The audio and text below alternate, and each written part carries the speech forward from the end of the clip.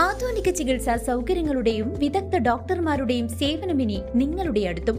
വിശ്വസ്തതയുടെ പര്യായമായ Chelakkara Jeevodaya mission ആശുപത്രിയിൽ 7ലധികം ഡിപ്പാർട്ട്മെന്റുകൾ പ്രവർത്തിക്കുന്നു. കൂടാതെ 24 മണിക്കൂറും പ്രവർത്തിക്കുന്ന ഫാർമസി, ലാബ്, എക്സ്റേ, അത്യാഹിത വിഭാഗം എന്നിവയുമുണ്ട്. അത്യാധുനിക ultrasound, 2D echo, audiometry, ECG, EMG, sleep lab, spirometry, PFT, TMT തുടങ്ങിയ പരിശോധനാ സൗകര്യങ്ങൾ ഇവിടെ ലഭ്യമാണ്. ഏറ്റവും കുറഞ്ഞ നിരക്കിൽ ഡയാലിസിസ് സേവനവും ഒരുക്കിയിരിക്കുന്നു.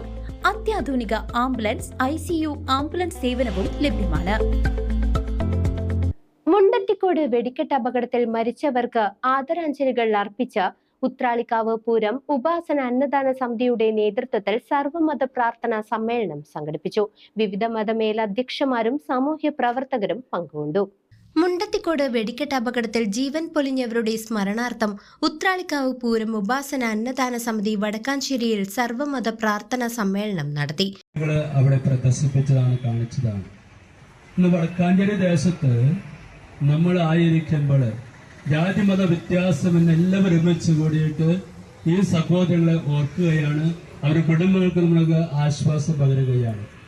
ഇത്രയും പേര് ഇവിടെ ഒരുമിച്ച് കൊണ്ടിരിക്കുന്ന കാര്യം ആ കുടുംബത്തിന് വലിയ ആശ്വാസമാണ്. തീർച്ചയായിട്ടും സാമ്പത്തികമായിട്ട് കുറെ നൽകുവാൻ സാധിക്കും. അതിനുപരിയായിട്ട് ഞങ്ങൾ കൂടെയുണ്ട് നിങ്ങളോടൊപ്പം എന്ന് അറിയിക്കുവാൻ വേണ്ടി മാത്രമാണ് ഇപ്രകാരം സർവ്വമതം ഒരുമിച്ചുകൂടി പ്രാർത്ഥനയ്ക്ക് തയ്യാറായി.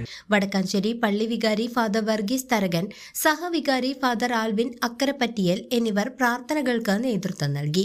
വ്യാസഗിരി വ്യാസ തപോവനം മഠാധിപതി പ്രൊഫസർ സാധു പത്മനാഭൻ മുഖ്യപ്രഭാഷണം നടത്തി.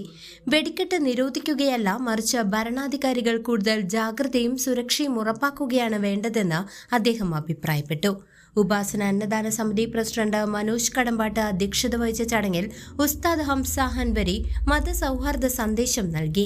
Advocate TS Mayadas, councillor K Krishnanunni, മേൽശാന്തി ദുർഗദാസ് പുളിയത്ത്, അജിത് കുമാർ മല്ലയ്യ തുടങ്ങിയ പ്രമുഖരും NT ബേബി, ജോയി ചിറ്റലപ്പള്ളി തുടങ്ങിയ നിരവധി സമിതി പ്രവർത്തകരും സമ്മേളനത്തിൽ സംബന്ധിച്ചു.